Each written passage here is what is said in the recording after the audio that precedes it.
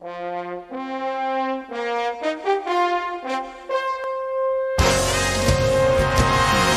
to Sports Sushi.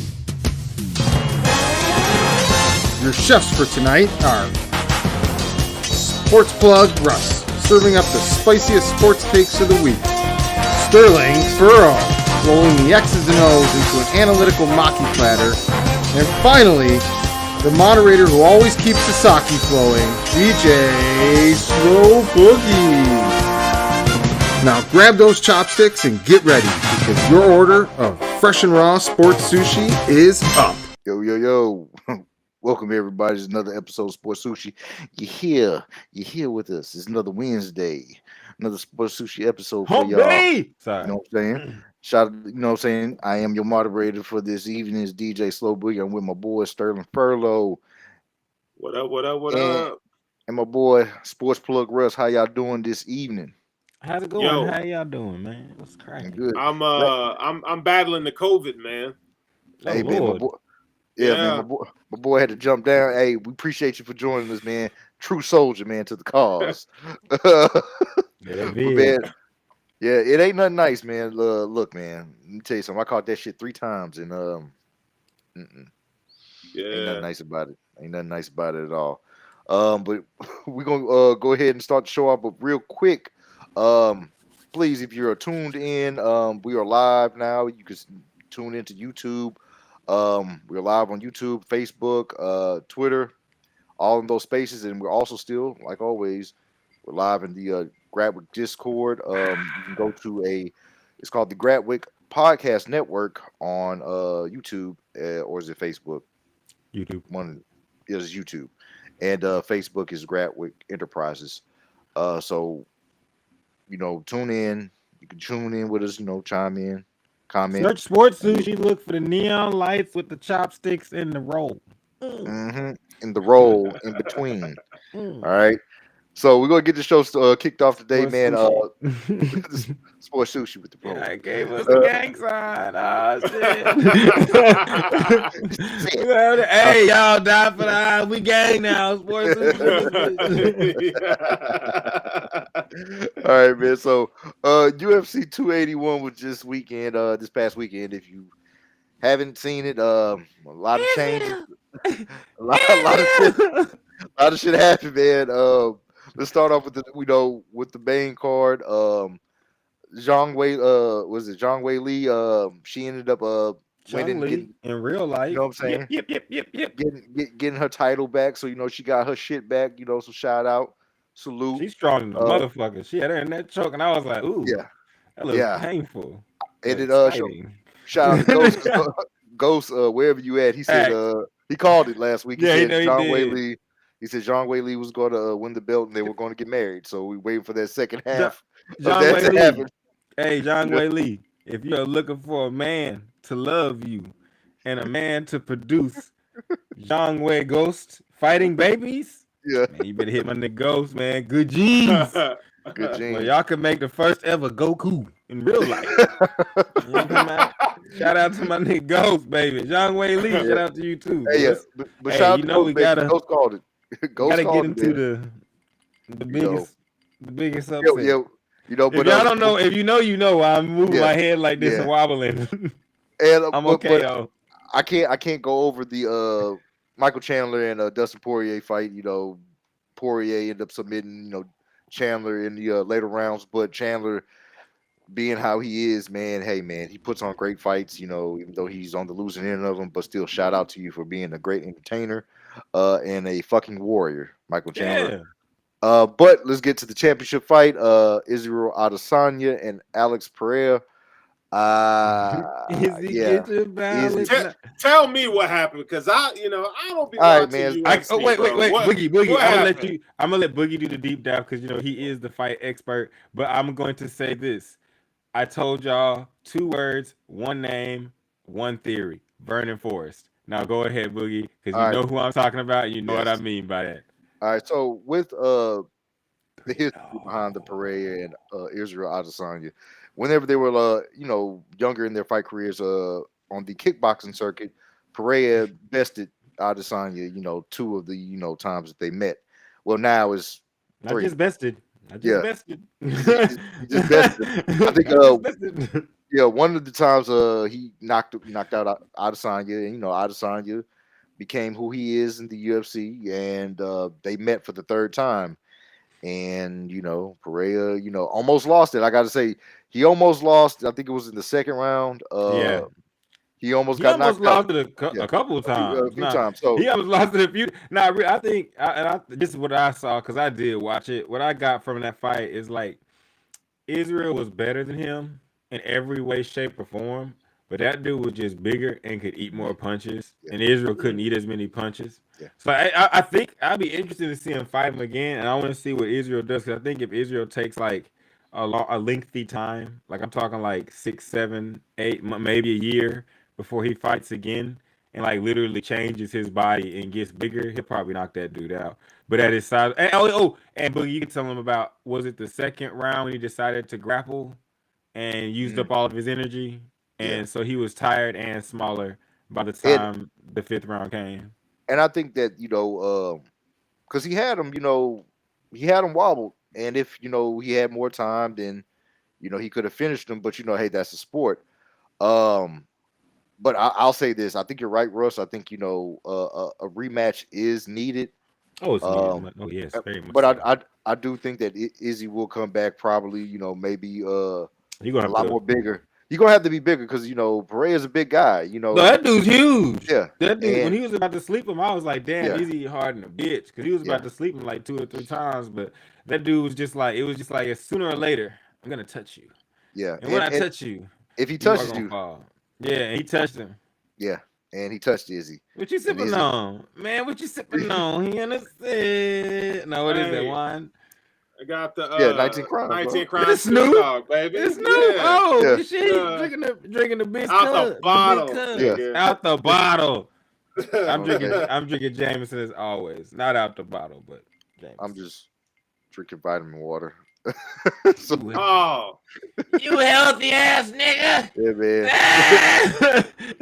Come indulge in these sins. No, hey, man, look, man, I'm trying to be healthy so I can go ahead. I can drop 59 in a win, like my boy Joel Embiid. Going over to the NBA. Let's go to the NBA real quick. Joel Embiid drops 59 and 76ers win.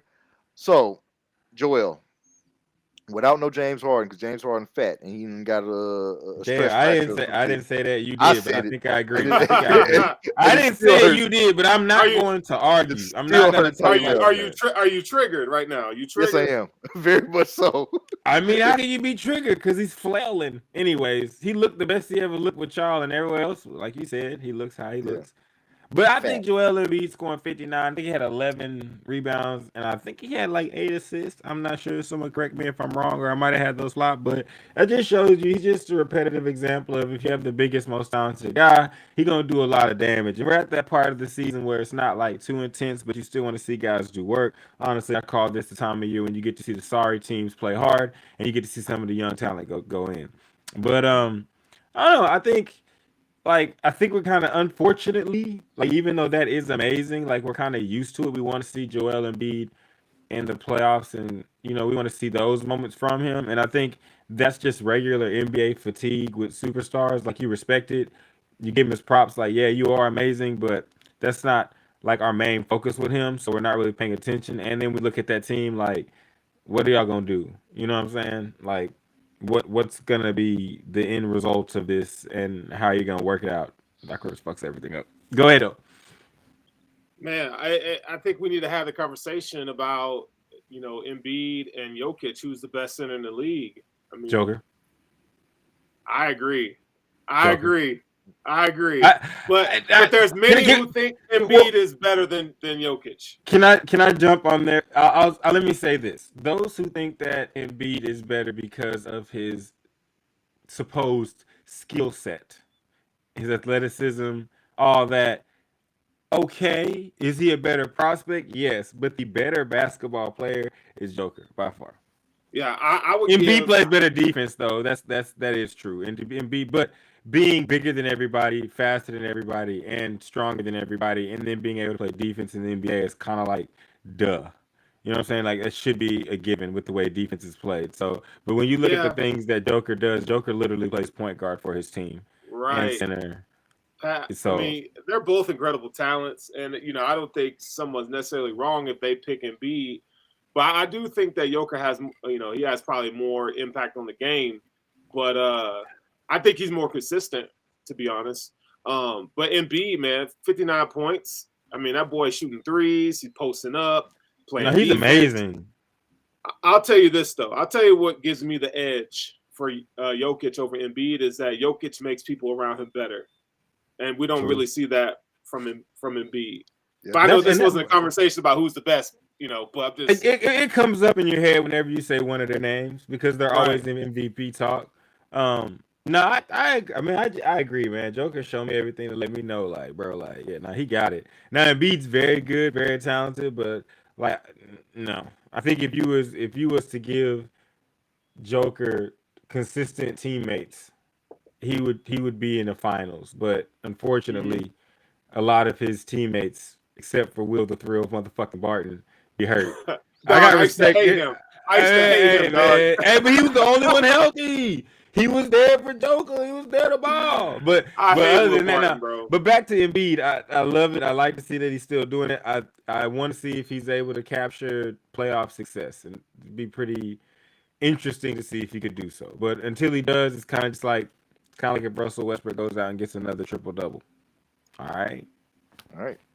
So let's go ahead and stick with the NBA here. James Wiseman of the Golden State Warriors gets bumped down to the G League. I mean, son, sometimes man, you just gotta go and get better. as they say in the internet world, video gaming world, GIT, get good.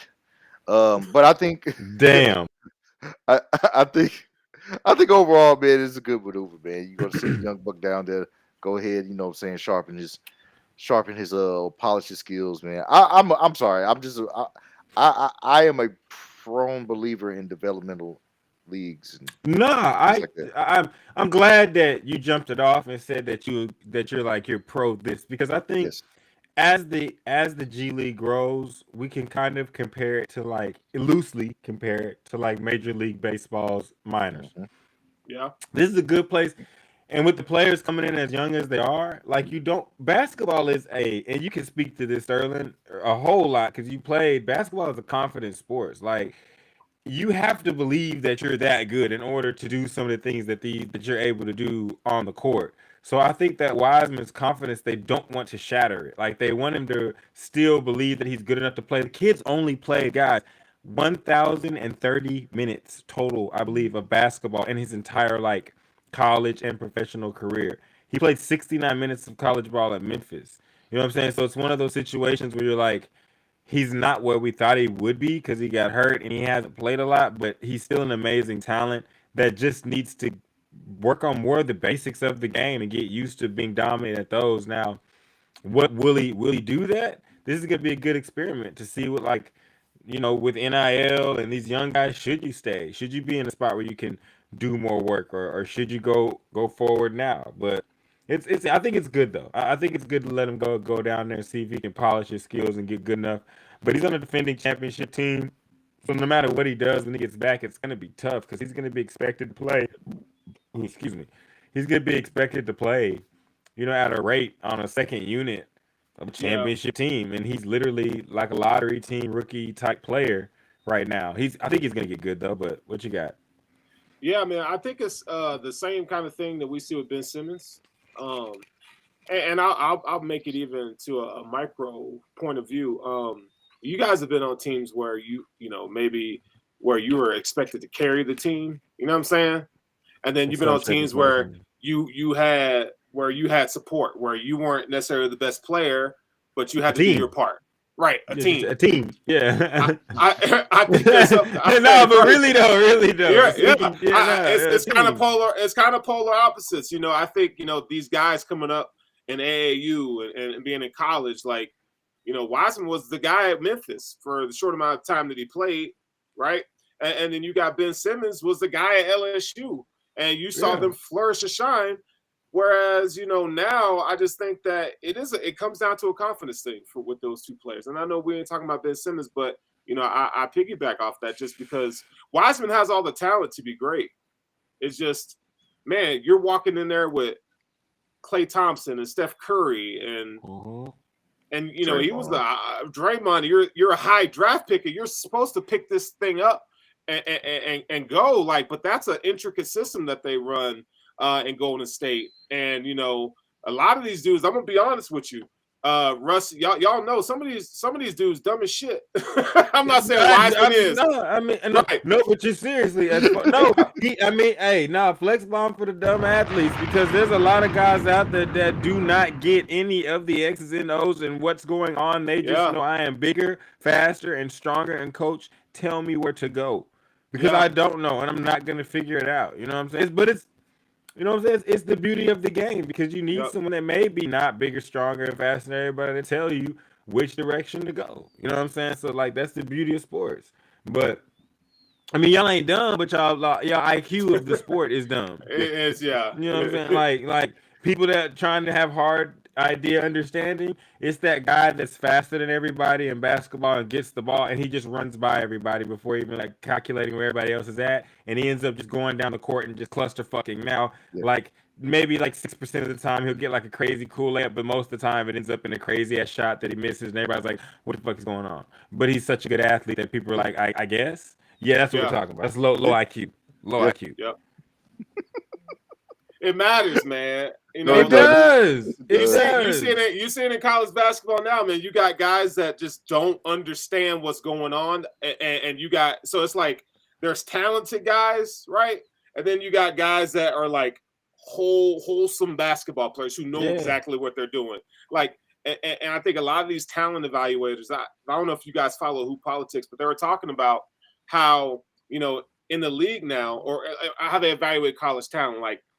Coaches are now they've been looking at just the rankings. They're really not looking at guys' ability and skill. They're just looking at who's in the top 300, and we're just going to go after those guys, right? So you see a lot of guys that slip through the cracks. And when you're looking at college basketball, when you look at the levels, all the guards are the same, but it's the bigs that differentiate, the style of play and the level of play. And so you got a lot of these guys that don't want to put the work in from a scouting standpoint. I think this is part of the reason. This is the kind of stuff we're seeing. So Wiseman being as big as he is, I mean, he's just 7 foot, but yeah, he's never had if he was told nah, you're not finna go to the league because you don't set screens well, and you don't roll off them well, which he doesn't.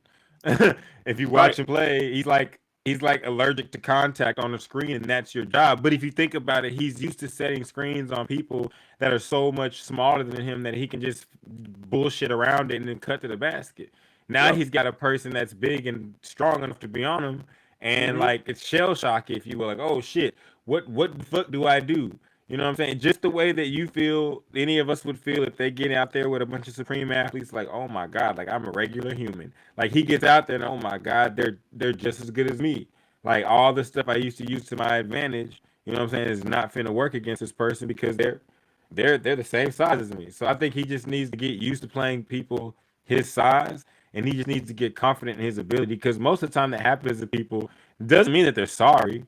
Just mentally, they're just not ready to face somebody like that, so they're not even confident that anything they do will work. You know what I'm saying? Just you wouldn't be confident if you ran up on a tall ass dude and tried to do a fadeaway. You'd be like, oh, I might get blocked. Let me try something safe.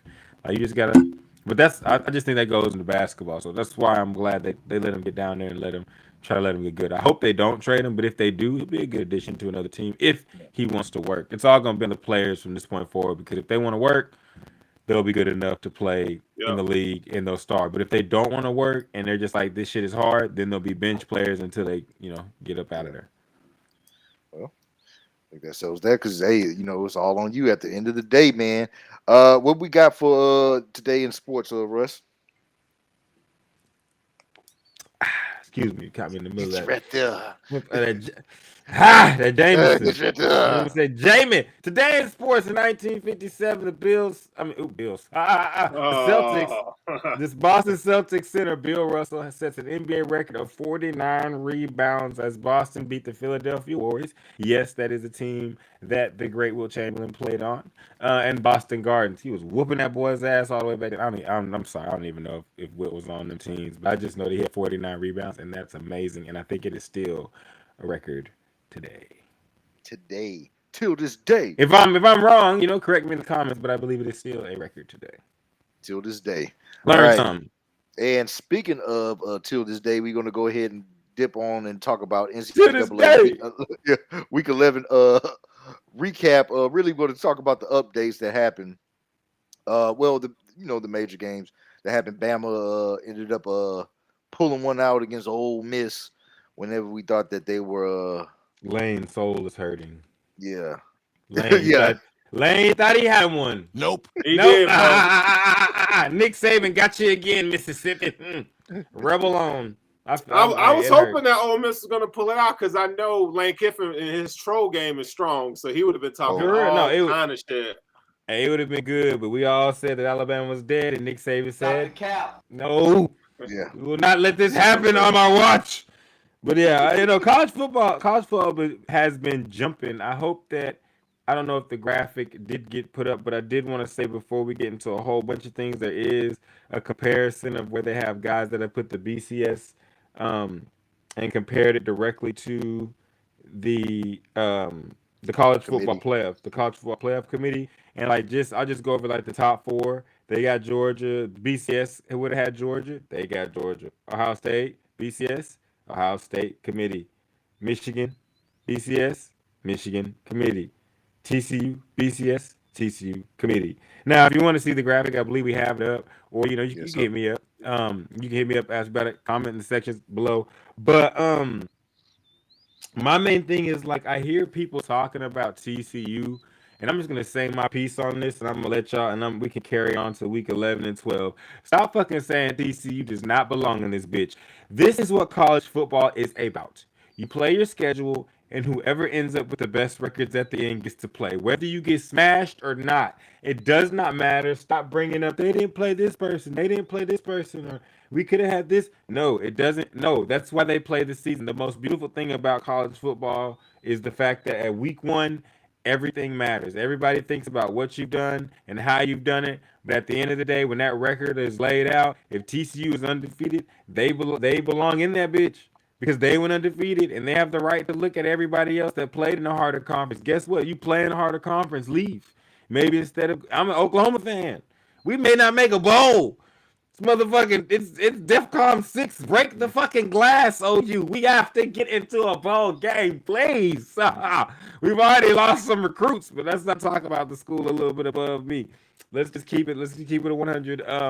And back down here at the fact that TCU has dominated, not necessarily dominated, but has done their job. Now, if they go out here and lose to Baylor this weekend, that's on them. But I just really do not like the talk of oh, man, how are they in the top 4? It doesn't matter if the Big 12 is weak. Because I can tell you many a times where I thought the Big 10 had a weak-ass conference, and we seen Ohio State skate up through that motherfucker. Or many years when we had watched the Big East where Miami was good, and they had nobody up in that bitch. You know what I'm saying? So you deserve a chance to win. If you beat everybody in your conference, you deserve a chance not to win, but to win by playing in the college football playoff. But I just want to give a shout out to TCU. They getting it done, man, and they deserve more respect. It ain't about the name, it's about the game. The fact that my Wolverines are number 3 right now, still, even though they kind of played they played a little weak non-conference schedule. And I understand who the best conference in football is, but I would say, TCU, I think they deserve to be in there, man. Max Duggan and what those guys are doing, they balling. They got real weapons on offense. Now their defense is coming. Yeah, their defense is coming around. I mean, look what they did to Quinn Ewers last week. Quinn Ewers looked like he was awful, right? And he played Alabama really well till he was injured. So, we gotta put a little bit of respect on TCU's name. I mean, we don't know what's gonna happen. They play Baylor this week. That's a rivalry game. We're gonna see how it turns out. I think Baylor can stick with them, but I don't know, man. They're going to need a convincing victory to kind of, if they want to get to the college football playoff, man, they're going to have to continue to play well throughout the season. There's only a couple games left. Okay, so I won't give them a flex bomb. TCU, if y'all win this week, I give you a flex bomb For sure. but this week we're gonna give you some cheering. You give you a hand clap. And it's not even like Baylor's all that. You know what I'm saying? No, it's not. You know what? I give them 2 hand claps because y'all did. Hey, TCU go handle business. Go handle business. All right. All right, so keep it up. Everybody can't get a flex bomb. You know the flex bomb. You know what? Georgia, flex bomb. Flex bomb. Flex bomb. Mega flex bomb. Yeah, they've submitted their number one. You know what I'm saying? You gotta earn these flex bombs around this bitch for Sushi. But also can't just be throwing the wasabi on everything. Yeah, just gotta. That wasabi is special. Put a little bit of that soy sauce and mix it up. By the way, shout out to Dave Chappelle for doing the best thing ever and taking over Saturday Night Live and making Saturday Night Live Dave Chappelle for one night. Go ahead. Oh, yes. That was great. Yes. The Chappelle Show. All right, my man. All right, so don't bring your kids. All right, number 25, Washington upsets number 6, was number 6, Oregon. To the tune of 37-34. Oregon, man, they was rolling after that ass whooping Georgia gave them. Then they fell. A lot of people were kind of big on Oregon and Bo Nix. Go ahead, bro. I just want to give a shout out to Mr. Penix. Yo, Penix, you left Indiana. They said you wasn't good enough. Got the cap. You went out there and beat up on Bo Nix. Hey, Bo Nix. We knew you didn't have the juice the whole time. I'm just thinking, hey, Bo knows. Nope. No, he did not. He did not have the answers to this motherfucking test in Washington. I am sorry for you. I'm sorry, guys. No. Bo Nix, you tried it. You tried to transfer out of Auburn. We saw what you was. And go out here, Oregon. Nah, man. You got beat. Emotional damage. Get your bitch ass up out of that playoff. Oregon, we knew what you was. Y'all lost by 46 to Georgia in the beginning. Washington, thank you for handling business and showing that the truth is trill. Go ahead, bro. Sterling. Why would Oregon schedule Georgia in a non-conference game in a neutral site? That to me, that was the dumbest thing that you could have done. Weed is legal in Oregon, ain't it? That shit ain't Oregon. That shit ain't oregano. Oregano. That shit ain't oregano. That shit is that gas. My niggas on that petrol. So had they not played Georgia and they would have played Austin Peay State, they'd be in the college football playoff right now. They would until they ran into Washington. Washington came with that. Put it on the ground. Bo Nix said no. They said, "Well, I'm going to kill you." I've really never liked Bo Nix. I've never really liked that dude. I'm not gonna lie. It's not a dislike of Bo Nix. It's just that I believe whether you're black, white, yellow, brown, green, whatever. Too many chances in a sport is too many chances in sport.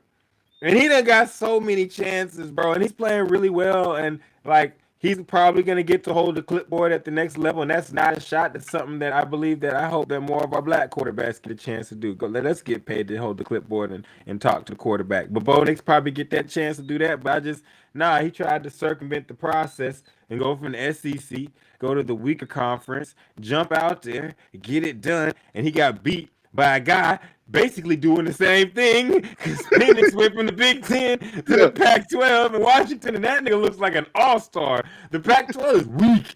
That shit is the Pac-12 is softer than mushy noodles. The Pac-12 is some bad, soft football, but they got some quarterbacks, so you know what I'm saying, and they got a couple wide receivers. That shit's soft. It's overall. It's the Pac-12 has seen better days. It definitely has. All right, so let's go ahead and go over to the Week 12 previews, games to watch for Week 12. So I'm looking at the list right now. As far as top 25 matchups go, with two ranked teams, we have I was UCLA gonna and USC. say, I'm a And segue. yeah, Let's yeah, just buzz you on know, over. Hey, get on over. Since we're talking about the Pac-12 weak ass, I yeah, said what I said, all that shit. But hey, I have to go back to my original point. USC, you take care of business. Hey, you deserve your shot. I'm gonna watch this game. This is the yeah. TCU versus Baylor game, and am I missing one? Utah, Um, Oregon. Utah, Oregon. Yeah, Yes, I mean that's gonna be a good game, but I'm talking about games with the implications of the playoffs. I think those are the only That's two. it. That's it. Yeah. I'm gonna be paying close attention to USC and UCLA because USC people kind of want them in. I mean they not in a bad way, but it's kind of like people want parity in that thing. So if you get a Big 12 team and a Pac-12 team and an SEC team and a Big yeah, 10 team, it's real parity. You know what I'm saying? It's not a rematch. So if you end up with a TCU and you end up with a Georgia and you end up with the Michigan and you end up with the USC, although some of us may not like that, that would be probably a yeah. very It's interesting very playoff sexy. because even though Georgia's the overwhelming favorite, they still have to go do it. And so it'd be interesting to watch. So and I do think watching Lincoln Riley against Georgia would be interesting. I hate Oh, everything he they're gonna stands get for. killed. They They will get will. killed. But Lincoln's gonna draw up some plays. But as we sit right now until that game is played, what team out of those four is not getting killed by Georgia in our They all eyes getting killed from by what we see? Georgia. You know what I'm saying? But that's college football. You know what I'm saying? So make it 12 teams and it'll get more interesting. Yeah, College football. Yeah, Do what you need to do. yeah, for But I'm sure. just as we have it set right now, this is why it needs to be 12 teams.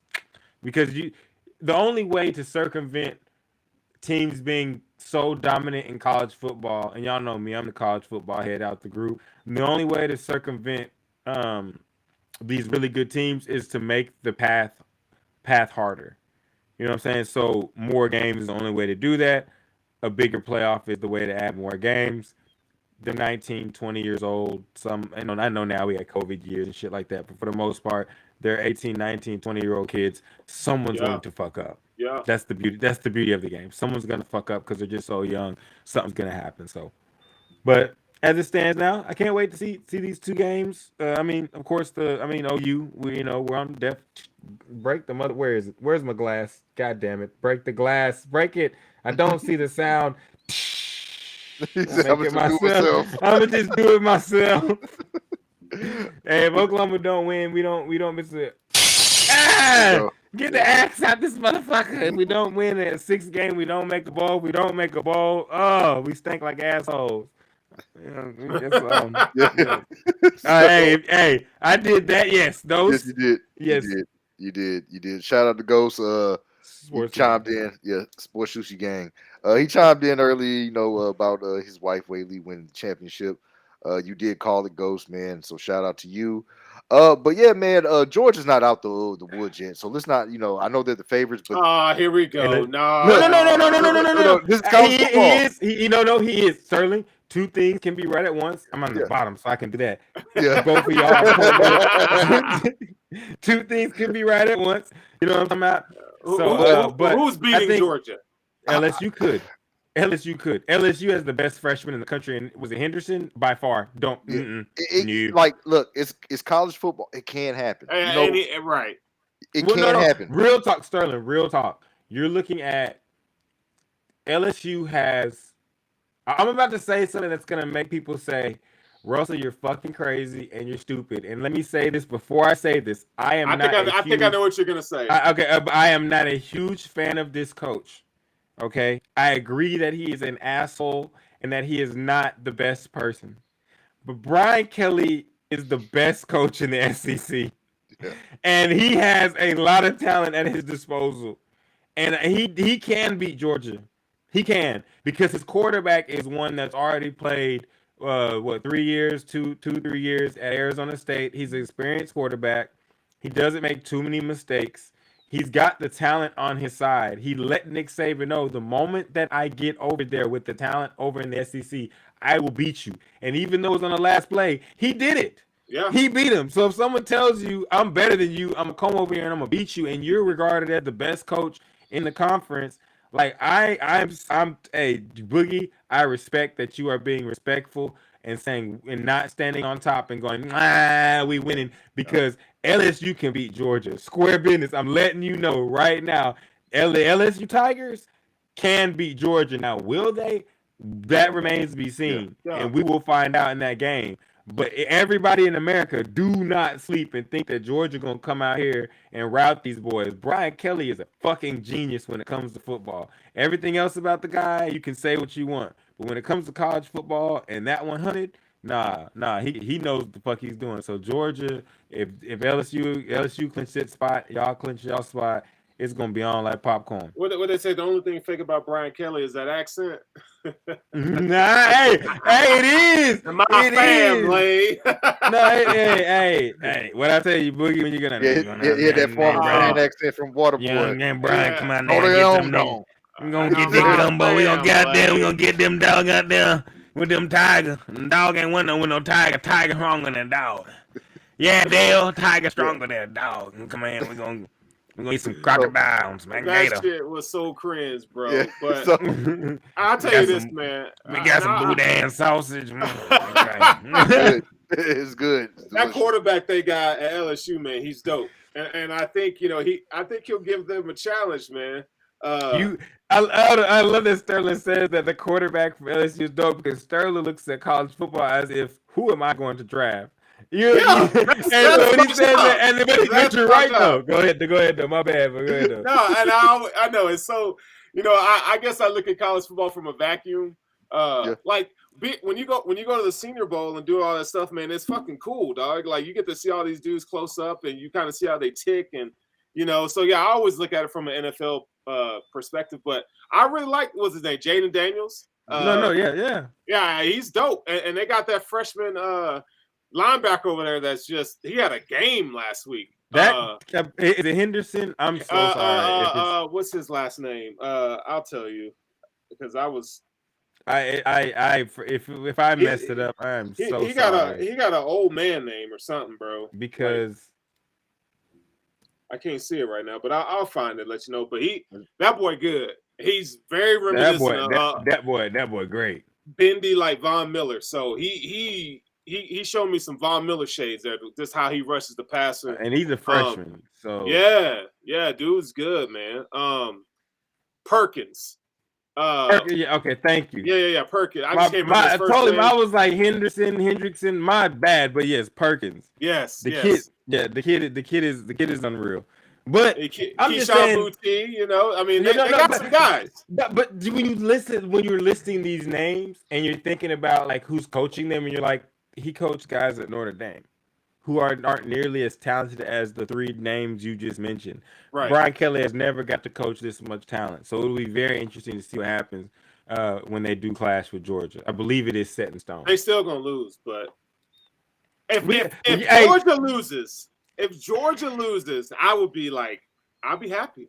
If Georgia loses, it will be because Jaden Daniels is overall better than my favorite guy to hate on right now, and I would have a beer on with him, but Stidham, you gotta show me. You gotta show me, buddy, because I don't believe in you.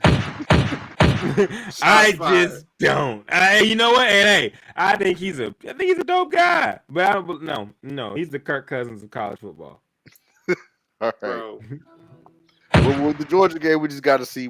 Look, it's college football. Anything can happen. You can slip up at the end, and I think LSU is the very last game that they play on the season. So definitely don't want to get caught looking ahead. Yeah, that's going to be the SEC championship. So yeah, that would be the cake on the icing on the cake. So I hope we get there though. Please, y'all, these teams don't go ahead and blow it for us, please. Yeah. TCU, win your game. Everybody, win your games. Please. I would like to see the top four shake out like how it shakes out, and I would like to see another matchup with Michigan and OU potentially, in the playoffs. You mean Michigan and Ohio State? Ohio State. Yeah. OSU. Yeah, we ain't nowhere near. Yeah. We back there. We back there. What's that? What's that all the way down there? Yeah, that's the pleb. Oh no, we don't want none of that shit. Yeah. Give me another big game. But playoff edition. I think that will be probably one of my. That'll be a wish list for No, mine. the Michigan Ohio State game at the end of the season is going to be bonkers again. Yeah. It's going to Especially be in the hey, playoff Sterling. atmosphere. Can y'all Bro. get 2 in a row when it matters? Bro, I don't think so. That's just gonna. Hey, he's a real fan because he's like, are we back? Are we back? I don't think so. I mean, they can do it. I mean, it's like Michigan's strength is running the ball and playing good defense right now, and they got the best O-line in the country. Ohio State is for whatever it is, man, they're still a finesse squad. You know what I'm saying? And I think I think when it comes to smashing my football in the Big Ten, you got to be able to hit people in the mouth, and I don't think Ohio State can. But at the end of the day, they got the best quarterback in the conference. They got the best wide receiver in the conference, or a couple wide receivers in the conference. Yeah. So they're gonna be tough. They're gonna be tough. Ohio State is like the UFC of the Midwest. Yeah. Yep. It's finesse. It's all finesse. And finesse works sometimes. People, I know these comparisons are crazy. I watch a lot of college football. I can't. You're right. No, you are right though. It is a lot of finesse. In a conference where it's a lot of traditional. Yeah. No, my bad. Weather change, and I hear in Dallas we getting that Midwest weather. Shit's cold. Yes. Nah, well, fuck it. Carry on. All right, man. So I'm just gonna drink some more Jameson and move on about my day. It wasn't that important. Fuck it. Okay, so let's go ahead and get on with the segment of tonight. We're going to talk about athletic privilege, and the lines that the athletic privilege cross. Now we know that athletes have been getting special treatment. You can see that on the field of play, court, what have you, off the court. But there are tiers to this shit. It's levels to this shit. Like, look, I can speak, from whenever I first played the sport, I first picked up a sport in middle school.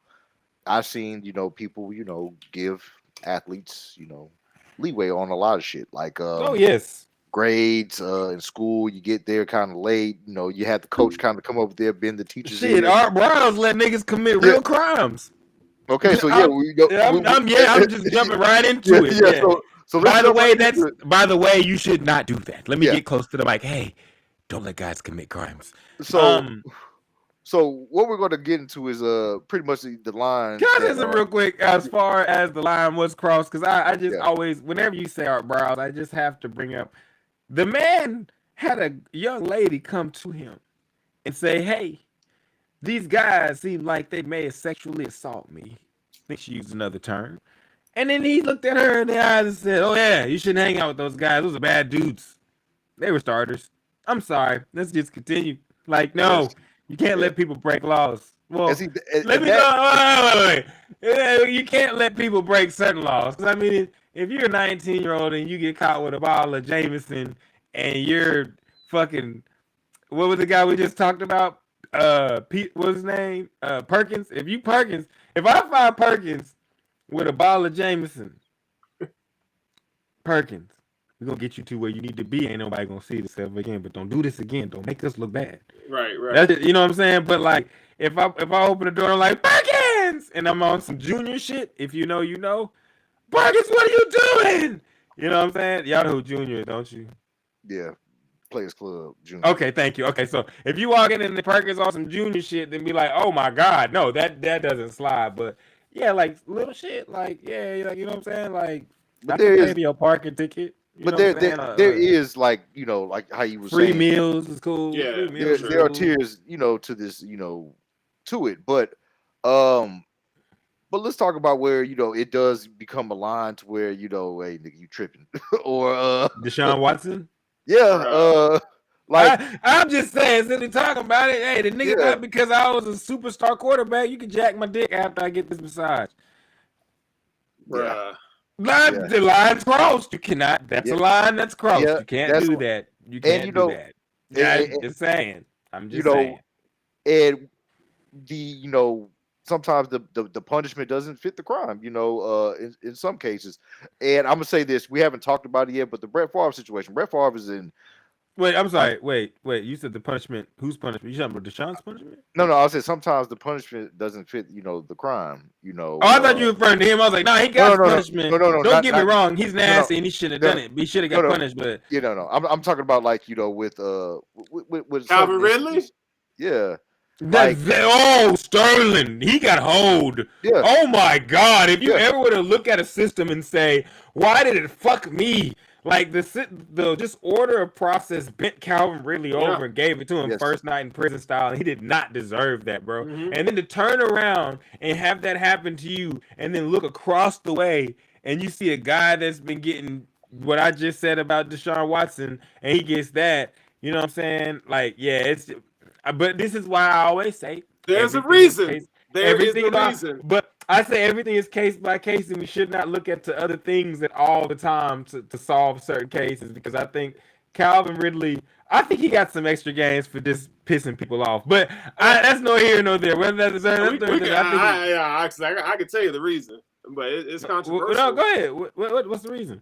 Well, I think when you look at Deshaun Watson, I think we look at a lot of these owners, and a lot of these owners, are into this kind of stuff.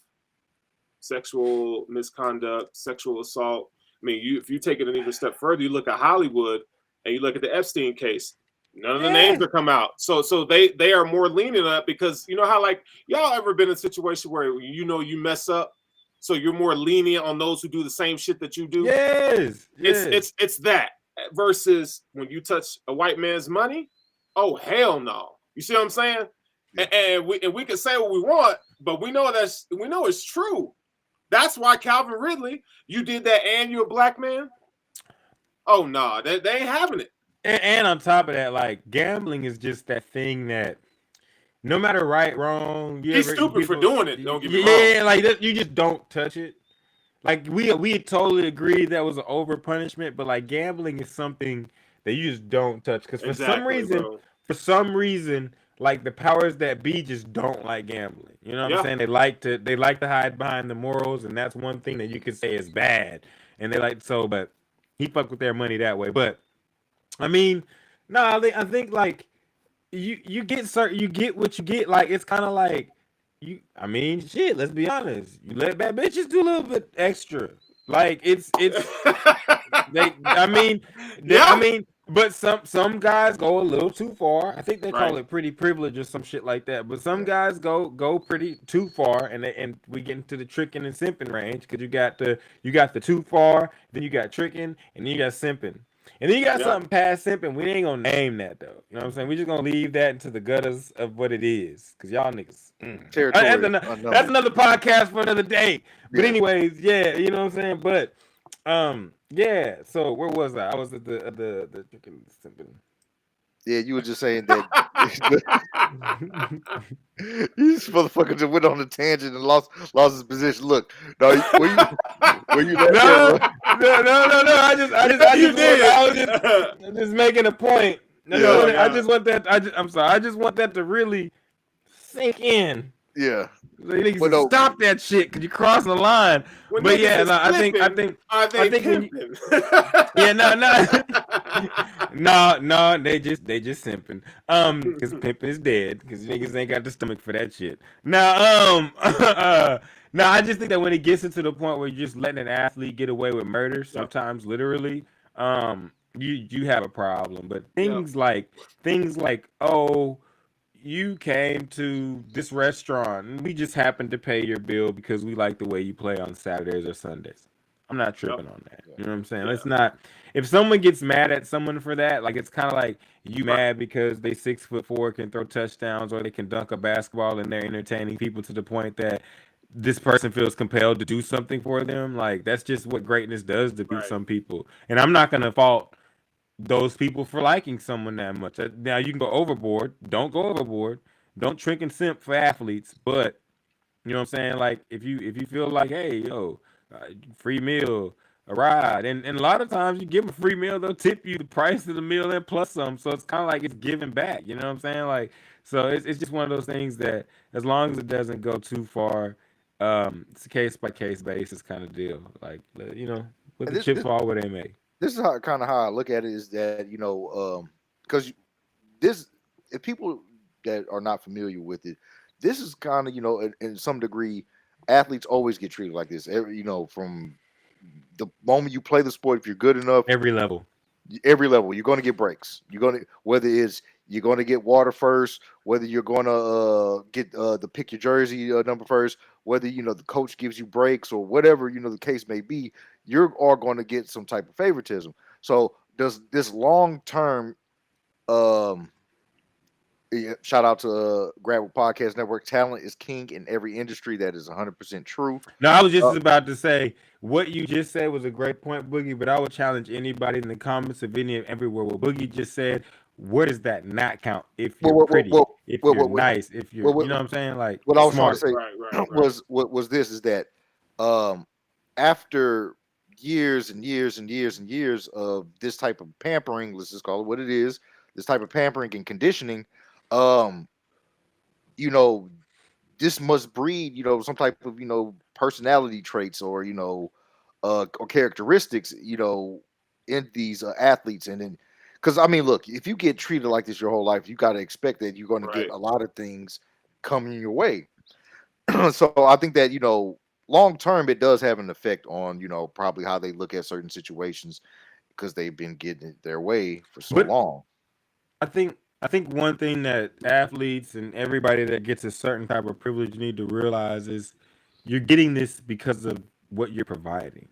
And I think the psychological disconnect is when they stop providing that, they still want the same thing. Like if you're no longer 6'4" that has a 50-inch vertical and can entertain, then they're no longer going to do this and you shan't fault them for it. Yeah. You know what I'm saying? You're no longer giving them what they want, so they no longer can give you that in return. So I think that's the bigger thing is when it stops, who can deal with it and how can they deal with it more so because when you don't look the same as you did when you're 21, young lady, do different things. Yeah. You know what I'm saying? It's the same thing, but I think that's the underlying factor that nobody really talks about is well, you have a lot of this and you do this for this person. It's well, yeah, as of this point right now, they are doing the things that make me want to do this, but after that, they're not. That's why they get paid. You know what I'm saying? Yeah. We don't look for Pinky no more. I'm sorry, I shouldn't have said that. That was too far. Dog, shut up, dog. But you're right. We ain't checking for Pinky no more, man. It's been a good run. What are we? What are we gonna? Right now, a lot of guys will buy some bottles in a section with Tiana Trump. What you gonna do when she's 45? All right. Hey. Keep and on that note, all right. But so one thing I want to talk about is the Brett Favre situation. Brett Favre has, we all know the welfare scam, and it was another thing that he was just mentioned in. A lot of Favre deserves to go to jail. Look, let's talk about that. I have a lot of ancestry that comes out of that great state of the SIP. Some people don't think that Brett Favre is going to see the inside of a cell. He probably isn't. He ain't going to go to jail. Stealing from Mississippi is like waiting for the crackhead down the street to make $1,000 and taking it from him when his back is turned. And I'm allowed to say that because I spent a lot of time in that state and I have a lot of family from that state and my family derived from that state. So I love Mississippi, but I can tell the truth. Mississippi down bad. And he's dirty for that shit. He didn't have to do that. He deserves to go to jail and all the consequences.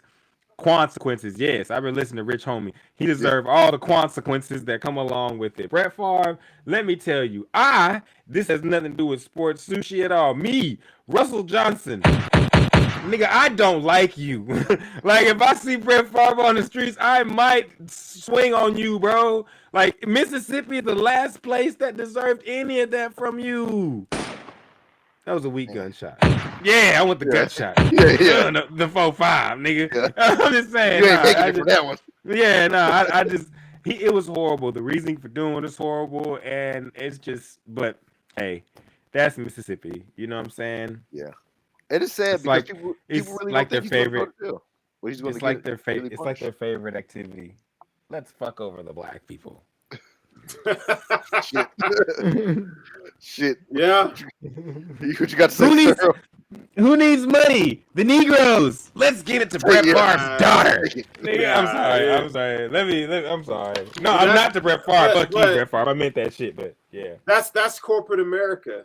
And I think, it's been one of those things and concepts that's been hidden for so long, or the attempt to hide it.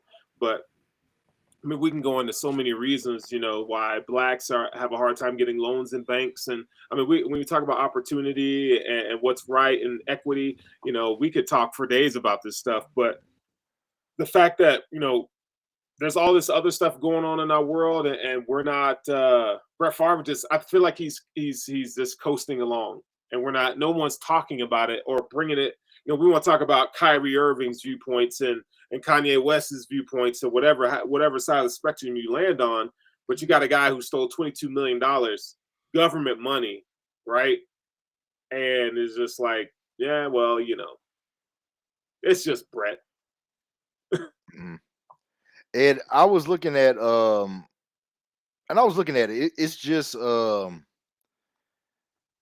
like with Brett Favre, the one thing that stood out to me whenever I sat here and I was looking at this shit, it was like nobody's talking about this. Like, it got covered probably like maybe like, a couple of days and shit like that. But no, like, the one thing that I remember was y'all didn't do this shit, whenever, Mike Vick was, had his dog shit, y'all had him 24/7. It's like, I see here, I turn on ESPN all hours of the day, and it's nothing but Mike Vick every hour about this damn dog shit, But hey, man, he ain't still 50 million, $5 million in welfare funds, and then, all this other shit. But hey, ain't nobody talking about that, and I wonder why. Yeah, it's sad.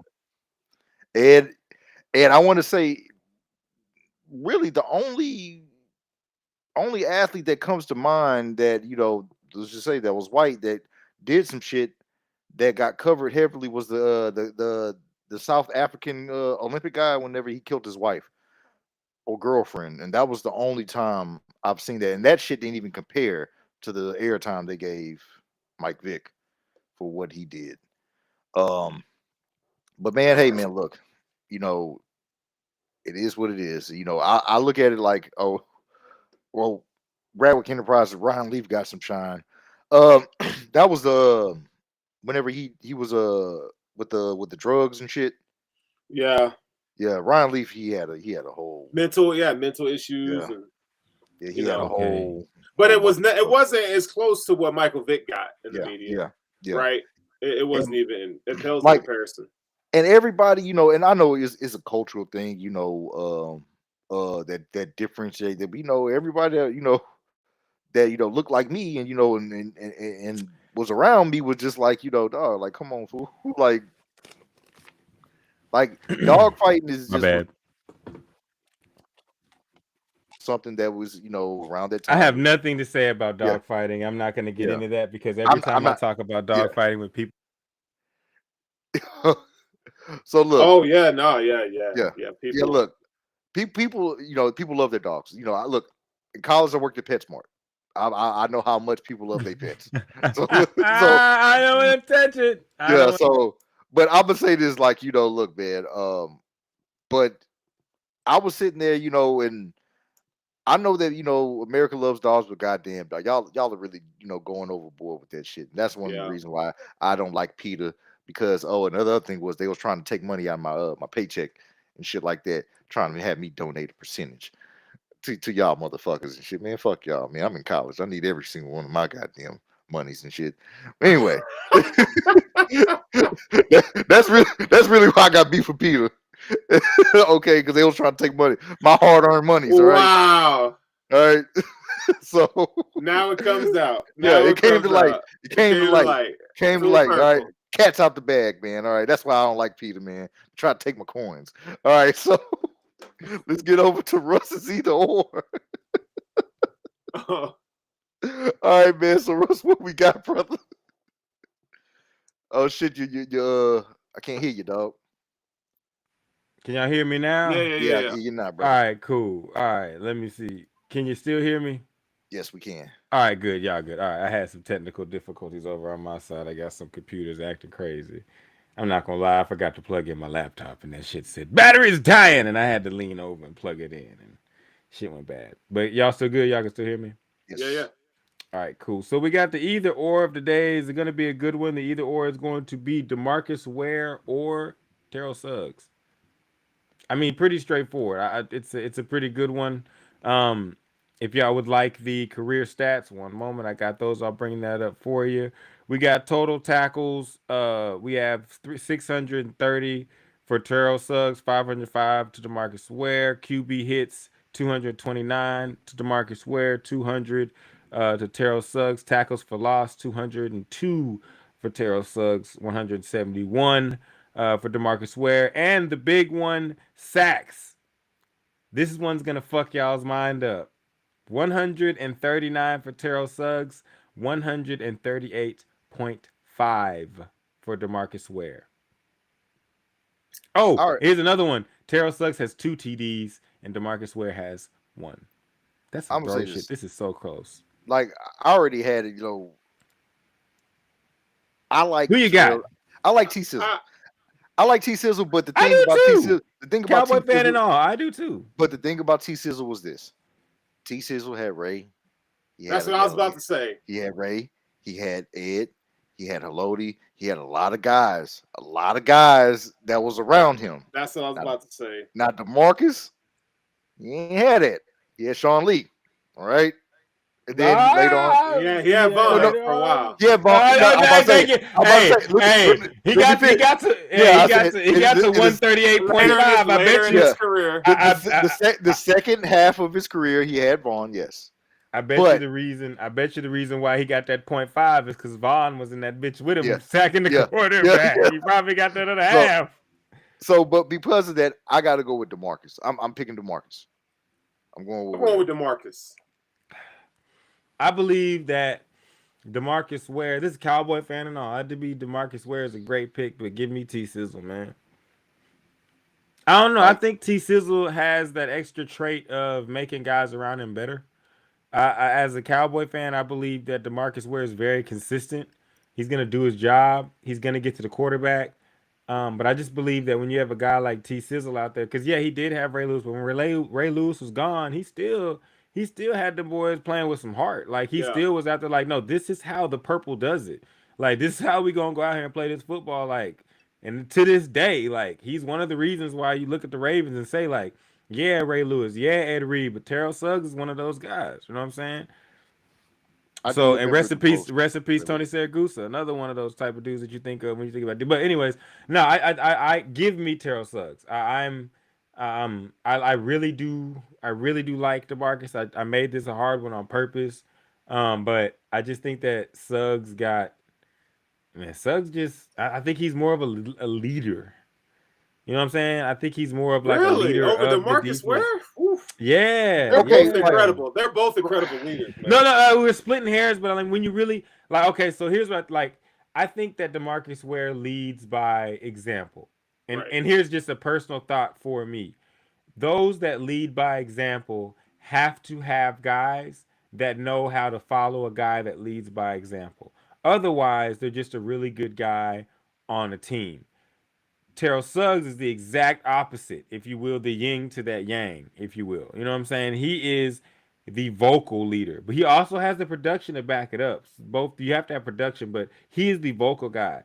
And I believe football is a sport, basketball to a point too, but football is a sport where you can vocally charge a gas, put the battery in someone's back and make them play 10 times better than they are for that 60 minutes. And I believe if you're sitting in a huddle or you're sitting in a locker room and you have DeMarcus Ware there, you're looking at DeMarcus Ware and he's just focused. Like he may say, team, let's get this shit done. But if you're looking at Terrell Suggs, he's doing some Ray Lewis type shit. He's talking you up. He's telling you what you need to do. He's like, yo, you're going to be the reason. He knows he's going to be the reason. He knows he's the best. But he's going to tell you, you going to be the reason. You going to catch the pick. You going to be that guy. Like, I think that Terrell Suggs has that type of motivational factor, and I just think that's rare in a player. I like Terrell Suggs. I'm sorry if I messed it up, Mr. Suggs. Mm-hmm. Shout out to T Sizzle, man. Yeah, but give me T Sizzle all day, every day. All right. The ogre. I gotta go with I still gotta stand firm with DeMarcus. Not a bad pick. Yeah, it's not a bad pick. It's just, like what Russell's saying, when Ray Lewis departed, he did step up. That's one of the things that did resonate in my mind, was that I said he really commanded the team. He was like, this is my team. This is how we've been doing when I got here, before I got here. This is how we're going to do it while I'm here. He carried it on. He carried that tradition. But I still got to DeMarcus, you fucking left us. Yeah, you fucking left us. No, I'm just yeah. I still got. That's the reason. Nah, he said, no, that's the real reason. That's the real reason. That's the reason I can't stand you left us. No, he should have left us. We weren't going nowhere. That shit was. But that's another story for another day. But yes, so let's go on to the. Let us know in the comments though your either or selection. Like, follow, subscribe, rankings. All right. The power rankings. We got Sterling's top 10 power rankings of the NFL. You want to kick us off, Sterling, dog? Yeah, man. So you already know this is the power rankings have had a major shift this week, and I always try to look at this from an objective standpoint, not being a homer for the Bills. But we got the Tampa Bay Buccaneers at 5-5. I think as long as Brady's still the quarterback, they've had 2 impressive wins lately. I think that garnishes a top 10 appearance. Okay. Up next, we got the New York Jets. They were on a bye last week, but they come off a victory against the Buffalo Bills. They're 6-3, number 2 in the AFC East. Yeah. I mean, he said it's swinging, so I'm gonna go ahead and give it their props. They get some horns. I don't know if they get a flex. Yeah, they get a little something. Sauce Gardner is dope. They still got a running game despite losing Breece Hall. So I'm gonna go with the Jets at number 9. Number 8. This one's a little bit surprising, but I got San Francisco 49ers here. I think they're gonna get it together. Yes, I think they're going to continue to get better as the season goes on. Jimmy Garoppolo is just a point guard of the offense. I think, with those weapons, I think they do need to figure out a way to get Deebo Samuel involved in the offense more. But with Christian McCaffrey and a defense that's getting healthy, I think they're going to be scary in the playoffs. San Francisco do what you do. Bitch! What? San Francisco do what you do. And then you got the squad Miami Dolphins. This squad right now reminds me of Drake at 21 Savage, Rich Flex. Right now, people are saying Tua is the midseason MVP, which I'm not buying. But again, when you Tua on my watch, this shit costs a lot. Don't send that bitch your dot. That's how you get shot. 21, 21 nigga. Hey. They got 2 wide receivers that are just unstoppable right now. Jeff Wilson recently traded to this team is starting to play well. So I gotta go with the Dolphins here. I just want to let the people know I'm in love with this next team. Let it play, so The Careless Whisperer. I cut it. Careless. Hey, that song slaps, bro. But I love you, Dallas. I love you. You might not love them that much after last week's loss, but I don't want to talk about it. But every team goes through. I still think the Dallas Cowboys have the potential to be the best team in the NFC. I just think it's just attention to detail. But they have Kellen Moore, attention to detail. They got all the pieces that you want. Dak Prescott, I think he's getting better each and every week. So we'll see what happens with this team moving forward. And then you got the Baltimore Ravens, man. Lamar Jackson is having a fantastic year. We're not talking about Lamar Jackson enough and what he's been able to do, Mark Andrews. And this team is still being hit with the injury bug. We'll see what they have down the stretch, but I do think that this is the best team in the AFC North. And then we have my beloved Buffalo freaking Bills. I have them at number 4. It's trash right now. Every team goes through adversity. I'm not throwing the baby out with the bathwater, but the Buffalo Bills, they definitely have some work to do. We didn't scrape on how crazy that game was, but I just want to say this because we're gonna talk about it. You had the Cowboys, you had the Buffalo Bills. When you throw the ball and you're not Patrick Mahomes and you throw the ball more than 30 times a game, weird shit starts to happen in the game. Evidence is proven by facts. I don't know. There are facts. Go back to the Bills though. I don't think we're at that point to say that about Josh Allen just yet. I think every quarterback in the season goes through the ebbs and flows. I think Josh is just going through one of those right now. The Bills will be fine. Again, it's like the Cowboys. It's attention to detail. I think this team will be fine and moving down the stretch. And then I got to put the Vikings here at the next spot, even though they beat the Buffalo Bills. I'll be honest. I'm triggered when I see this logo right now. The way they won, and let's make it worse. Let's just make it worse. I don't want to see anything purple or yellow, or a white man to be quite honest. Hold up, before you talk about this trash ass team from Philly, we ain't gonna say their name. Before you talk about them, I want to say Justin Jefferson is the best receiver in football. I've tried to tell you this. Y'all asked me earlier this year, who would I take, Justin Jefferson or Jamar Chase? And I said Justin Jefferson, and I motherfucking said what I said, Sterling. But go ahead. And then we got the Eagles. Are they paper giants? I wouldn't go that far to say they're paper giants. However, they did take the L to the team called the Commanders. So I would have put you down further, but they are only 8-1, so I got to put you at number 2. Hold up. Left hand up, the Commanders. I'm sorry, I had to do that for them. That's saw that. It was cringy. It was cringy, sorry. bro. I just did that, America, and I feel dirty. I'm going to take a shower after the show. Go ahead. That was just gross. And then we got to put the Kansas City Chiefs at number 1. We want to talk about working somebody into your offense. Kadarius Toney looks like just like a great acquisition midseason. So kudos to Andy Reid for continually just being steps above a lot of people when it comes to being an offensive mastermind. He found a way to get Kadarius Toney's career revived. He had a great game last week, so I have to right now to say Kansas City Chiefs is the best team in the NFL, but the margin is very small. I just want to say football is just funny because, yes, he did revive Kadarius Toney's career. You know how? By getting him the ball. You know what happens when you get? Isn't that funny how you do that? You know what happens when you get athletes the ball? They do athletic things. It's fucking crazy. It's crazy. This is almost crazy. It's almost as crazy as 2 and 2 equals 4. Oh shit! It's amazing how shit works when it just goes together. Hey, you know what else is amazing? How the fact that 7-2 Dolphins still remain the only undefeated team in the NFL, the final team of the season to fall, the Philadelphia Eagles. I know Russ is happy about that. I just want to take this time to give a shout out to Mercury Morris.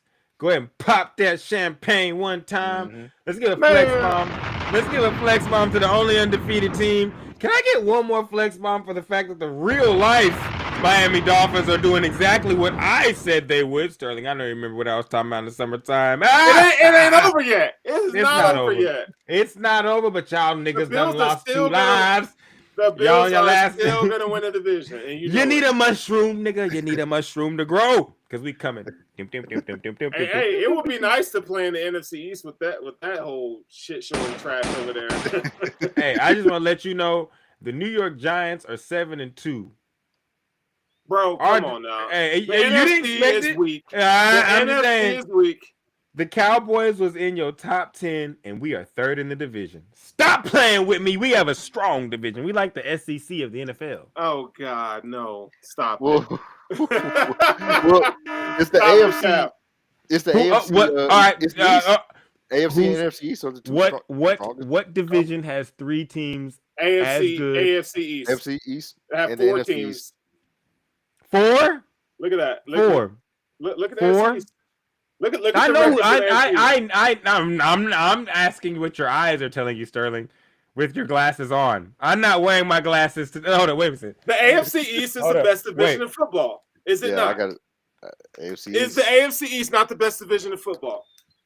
The NFC South is the worst. I can tell you that much. Boogie, let's not talk about that. Is the AFC East not the best division of football? No. It's up for debate. No. It ain't no debate. No. Okay, so Dolphins or Eagles?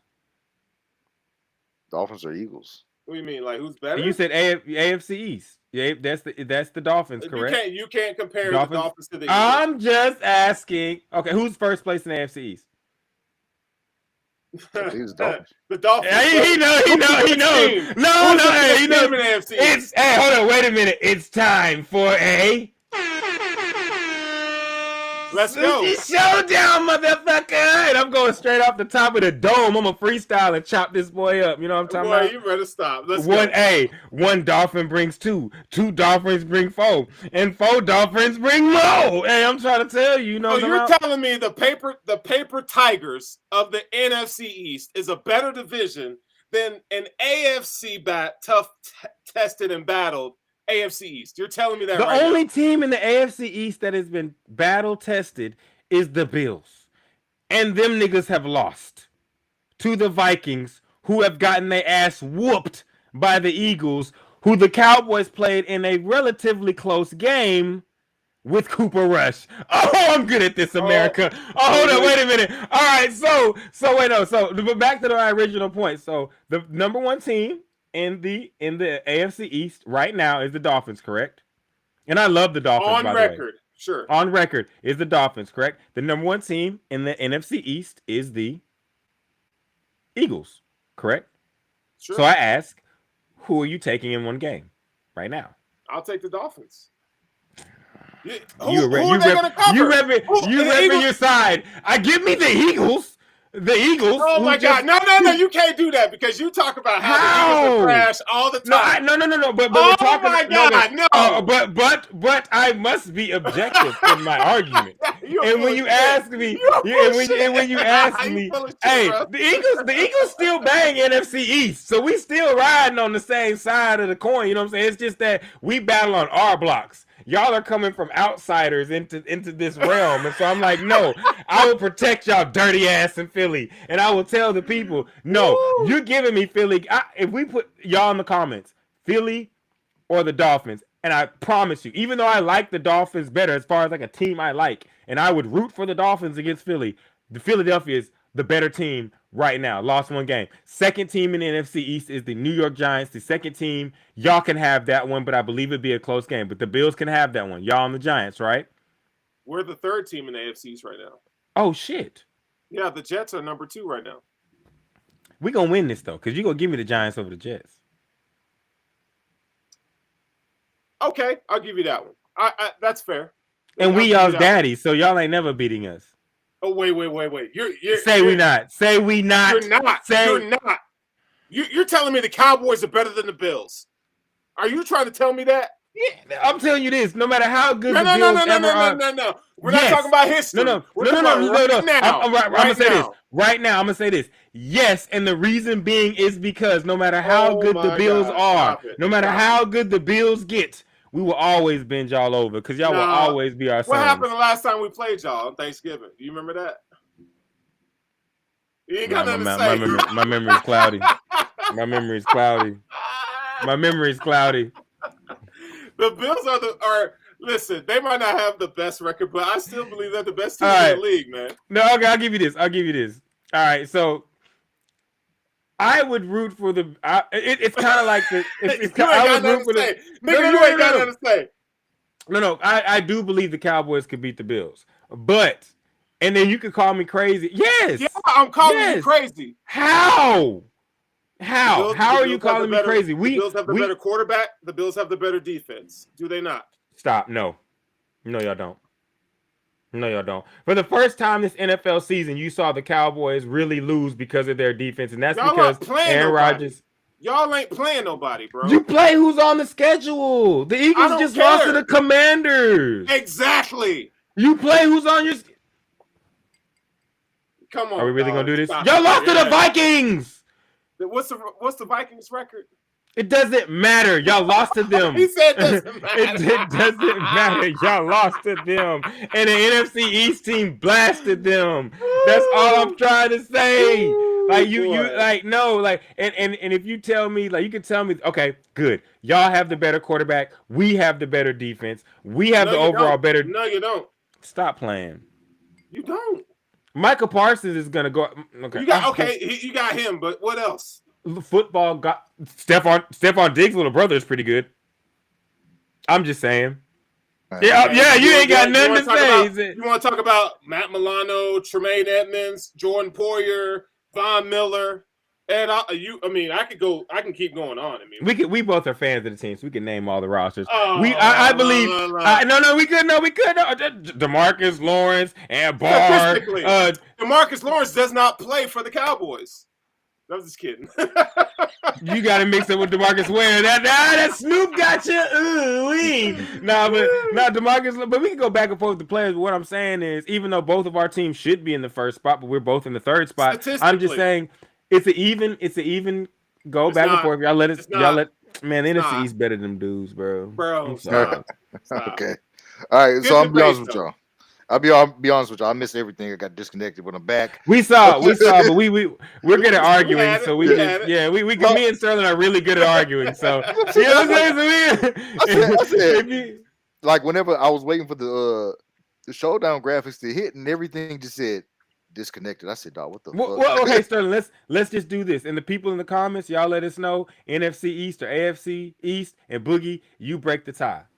All right. So while we're waiting on that, but I'm gonna say this. Look, I am a fan. I look. I gotta say it's the AFC East. I've said it in the beginning of the show. I said at the beginning of the season. What did I say? I said Miami and the Jets. I said that was going to be a game. I look. That's what I said. I gotta stick by it. So, all right. So let's wrap up this Sports Sushi Showdown, and let's get back to the next subject. Jeff Saturday, first professional coaching gig, gets a dub, dog. Facts. Are y'all impressed? Common sense wins over everything. I love Jeff Josh Saturday Allen, has he's been looking real feverish lately. Says Ghost. He said, "Calm down on them picks." Shout out to Ghost, man. Always chiming in. Ghost is the homie, dog. Ghost is the homie. You already know. Hey, Ghost, you know I love you. And I know Ghost would have looked y'all square in your eyes and said, "Boogie, fuck you. It's the NFC East." Or he might type in and say, "Nah, Russ, fuck you. I'm at the other side." But I think that what we're seeing in Jeff Saturday is a guy that has been on TV yelling how he thinks the game should be simplified. He went in there and did it, and it got him a dub. I don't think there's anything crazy about it. I just football is the one sport, y'all hear me say it time and time again. Football is the one sport where people love to make it complicated, and it doesn't have to be. You have Jonathan Taylor, you have Matt Ryan. Run the ball until you need to pass. Matt Ryan's good enough to make the right passes and decisions and move forward. Yeah. Sterling? Whoo! Man, bro. My man took a breath. I don't even know what to say to that, bro. Listen, man. I love the fact that he got the opportunity. I just hate that there's so much like people hating on him. You know what I'm saying? Like we're acting like this is a guy that just came off the couch and never played football in his entire life. He doesn't have any ties and connections to the league. I mean, he was a center behind one of the best quarterbacks that ever played a game. He knows how to prepare. He knows how to talk to people. Peyton Manning's one of the best leaders. Like, just because he didn't go up the coaching ranks doesn't make him not qualified. Like, players have value, right? You mean to tell me that Ray Lewis would be a great coach? I think Ray Lewis would be a great coach. Say that one more time. I'm sorry. Say that one more time. What? Players have value. They have value. A lot of these coaches, there's coaches that have never played the game. They've never actually played the game. So how are we just people are gonna sit there and say Jeff Saturday is not qualified? I just think they're hating on him, bro. And I love the fact that he got the win. The shit on everybody. I love it too. And can I add one more thing to this? And this is for the argument. And of course, I always come from left field with my shit. So here's another one for you guys. So those of us that have the argument of, oh my God, a black coach should have got this job or something. It's an interim coaching position. Steve Wilkes ain't fitting to get the job in Carolina. And if he does, I'm so happy for it. But he's probably not going to get it. No. Nor does any other interim coach have the opportunity to get it. So why not give it to a guy that you fucking like down the street? Because you're going to fire him at the end of the year anyways. You know what I'm saying? And all this doesn't matter in the grand scheme of things as far as this whole Rooney Rule coaching stuff. Jeff Saturday got a job because homie hired him. But I would have loved to see Jeff Saturday get this job and then be removed from it. If he gets to keep it, whatever. But rather than see a fake opportunity come about. I'm tired of fake opportunities. And Jim Irsay, applause to you to saying instead of a fake opportunity, I'm just going to go ahead and give this job to Jeff Saturday. He's probably gonna lose the games anyways. I'm gonna have to hire a coach anyways. So why don't I put a guy in that I can fucking vibe with every week? You dig? Like I mean, if I'm owning a team, I'm doing the same thing. Like, I'm sorry, I'm doing the same thing. And the guy may be black, he may be white, he may be whatever, but I mean, like, I'm not hiring an interim head coach that I have really no intention of hiring as my main coach. And if it is a guy that I intend on hiring, it's probably gonna be my friend. Yeah. Ain't nothing wrong with that. Yeah. And they won. I mean, so fuck y'all. You know what I'm saying? They won. At the bottom line, y'all. He won. He won. So, like, but you know, Brett, it's like nobody's giving Jeff Saturday any credit. Like he doesn't have any credentials. Like the dude was he's a Hall of Fame center, bro. Like Super Bowl winner. He knows the game. Y'all saw the videos of him and Peyton Manning arguing. Yes. He's telling him, like, run the fucking ball. Like, we should run the fucking ball. And on top of we've and I know that we're about to come to a close and all things, but on top of all this and all the film that we cover and everything, guys, and I said it before, when quarterbacks throw 40 times per game, it's not necessarily the quarterback's fault. It's because the guy on the other side is literally a tight end size who runs a DB's 40 time, and he's coming to get your ass. You know what I'm saying? Like, when guys like Micah Parsons are coming, I don't want to give them 40 opportunities to come sack my quarterback. Because bad shit is going to happen, and that's what this all boils down to. Like, the offensive linemen they're not going to be good enough. Like, someone tweeted me out and said he thinks it's the offensive lineman. It is. You can't ask any human being to block these guys 40 plus occasions and think that you're going to win out. They get paid too. They're athletes too. You want to block Aaron Donald 40 times? No. Ask Joe Burrow what happened in the Super Bowl. Because Jamar Chase was open. Yeah, he was. Indeed he was. But guess what? You give a monster 40 opportunities to come kill you. Guess what he's gonna do? At least 3 or 4. He's gonna get you. He's gonna get you. Last point. And this is a question to YouTube and everybody else. I guarantee you, and this goes out to all NFL defensive players. If I was to sit there and say, "Hey, NFL defensive player," if I was to say, "I'm gonna put the ball up for grabs 50 times, 40 times in a game," do you think you're gonna win that game? What are all of them going to say? Not 1, not 2, not 3. What are all of them going to say? Yes, because I'm going to take the ball multiple times from you. If you give them enough chances, they're going to get it at least once. Yes. So let's go ahead and move on.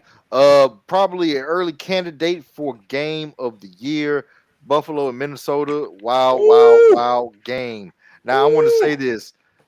Thank you. Yeah, I want to welcome you with open arms, Sterling. Come over here, man. Come in for a hug, dog. Look, welcome to the Minnesota Heartbreak Hotel. Hey, no. Dallas welcomes you too. Yeah. Hey, welcome to this pain. Come here, come get this. They broke all our hearts, dog. Come rest your beard on my bosom. I'm more sad that none of y'all checked in on me after the game, bro. Oh, I already knew what you was going through. I said, I've been through this twice with this team. After what happened last week, and then after this week, and then I checked in on Chris. Me and Chris was both battling demons together. Me and Chris was battling. Chris is fun. Hey, man. He wants to fire everybody. Because Chris was talking about, hey man, these coaches is fucking up, and then we went out there and watched both of our teams. Hey, what do they say? Y'all snatched defeat from the jaws of victory. God damn, nigga. But I will say this, Sterling. This is the Dallas game is what I mean, but the Buffalo game, which is why I'm glad we're covering it real quick, is exactly what I mean by when you go over that pass count. Because great things can happen, but it's not me talking about the quarterbacks per se. You give me any quarterback, I will tell you I don't want him going over 30 and damn sure not over 40 because weird shit happens in football, like snaps getting fumbled, like the ball slipping out your hand or fumbles or weird shit just what do they always say, Boogie? Whenever it's the end of the game and it's time to hand the ball off, hey, either knee that bitch or hand it off. Do not throw a toss. And what happens every time someone tosses it? The motherfucker bobbles it or kicks it off his leg or turns it over. It's something about football is like it's a game that's built around physicality and doing things in that realm. And once you give somebody a chance to rip that ball loose, it's going to get ripped loose. And so I just think y'all broke that rule and y'all had it on the goal line, but it's just you were over. I believe he was at 40 passes that game plus, and things just happen. And I challenge everybody on YouTube, go look up any quarterback, any team of all times. You can find outliers. Outliers do not change the rule or do not change what is actually happening. So you can find me a guy that threw 68 times in a game and won the game, and Patrick Mahomes, and I'll tell you, he ran the ball himself to make that game a winnable game. So like, it's in all of it. If you throw above 40 times a game, shit, if you throw above 40, I'll say 40 because Dak needs 30. Everybody else, if you throw above 40 times a game, bad shit is going to happen because you're giving supreme athletes, the best athletes in the game, play on the defensive side of the ball. You're giving them multiple opportunities to come at you and go get that ball. All right, Sterling, what you got, man? Well, I'm gonna be honest with you. I stayed away from football until today because I can't handle it, bro. That one wrecked me, dog. I mean, like seriously. That's what she said. Well, I wreck her. But on the on the flip side, though, I'm gonna go with the negative. Let's start with the negative. Josh Allen needs to get his shit together. It's too many mental mistakes, just stupid stuff that's happening right now. The Bills turn over the ball the most in the NFL. I think they're like 20-something% right now. Their possessions in the turnover. They're playing. It's like they're playing great football, but then they do the stupid attention to detail thing. They're just not being attention to detail. Okay. Number 2, Sean McDermott, and I love him as a coach, but their defensive philosophy, Stop the cap, with this whole nickel defense, you're with this, these fronts that are undermanned fronts. They're playing at a disadvantage. Is gonna bust your ass. Like if you're not disciplined in your run fits, you're gonna have problems. So that's why Dalvin Cook bust off for an 81-yard touchdown. I'm gonna show you here in a little bit. And then number 3, run the damn ball. Run the ball. You got Naheem Hines. You got James. Bro, you got nigga, hit it again. God damn it. Run the ball. You got Naheem Hines. You got James Cook. You got Devin Singletary. I don't care if you fumble. Run the damn ball. They just like, and again, in the second half, they don't want to run the damn ball. And the Bills are the Ohio State of college football because they're so damn finesse. They are a finesse team right now. And if they don't change it, if they do not change, we saw this last year. But what happened? It had to go to Tampa Bay for them to get their heads out of their ass. The year before that, it was Arizona. So we see a trend here, okay? Bill Belichick's teams, in the beginning of the season, they were ass, and they got better throughout the season. It's still a championship quality team. They need to get it together. So I'm excited that. Hey, listen, man, I get this. He's shooting them holes from deep, America. My man is dribbling off a step back, pull up 3. Buffalo, you didn't hear this good gospel. And I'll say this about Trey White. I've had an ACL injury. You got to wait till he's ready. But I do get kind of tired of sometimes how McDermott and those guys handle injuries. They're so damn tender with it, bro. Like, man, come on, man. Like, put these niggas out on the field, dog. I'm sick and tired of that shit. I'm tired of it, bro. It's football, dude. Like, listen, until you prove that you are championship caliber and you get past the AFC Championship game, then come talk to me about load management. Until they put the niggas out there, bro. Sterling got like 16 bodies. The nigga like going like COD. Hey,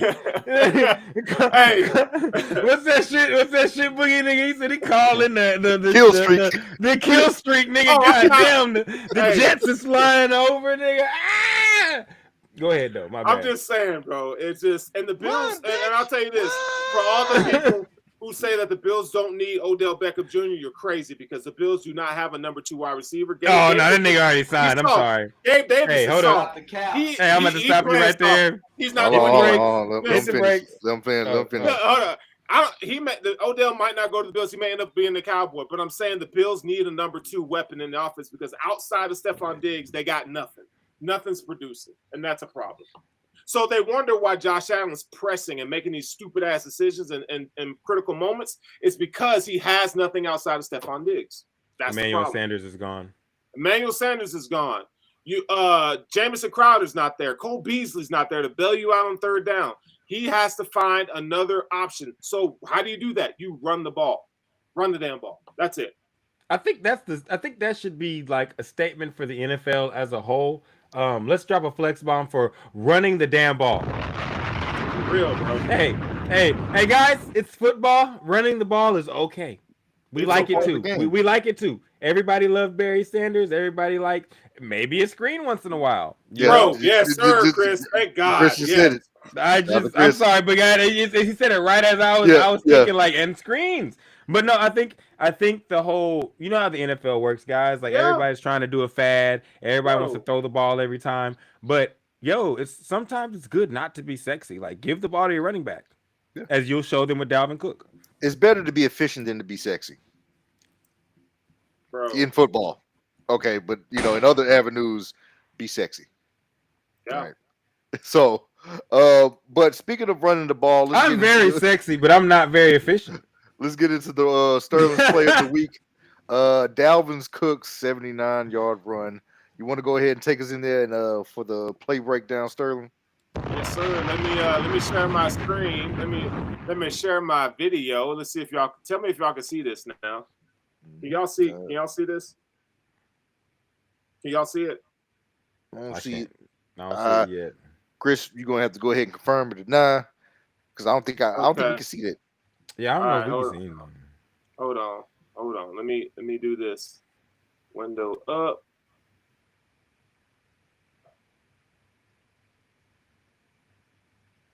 Okay, you see that? Okay, hold on. Let me. Well, you better have nothing there. You don't want nobody to see it. No. This is strictly business, my man. Strictly business. He's got another file. Brittany goes down on Elroy. Can y'all see that? Can y'all see that? Yeah. Okay. All right. So we got the Bills, and this is what I'm talking about here. How in their alignment. So they're obviously playing a base cover 2, right? But look at this. So you got man up on the outside, on the bottom there, on the wide receiver. But look, you got Dane Jackson, Taron Johnson right there, and then you got 4 down linemen.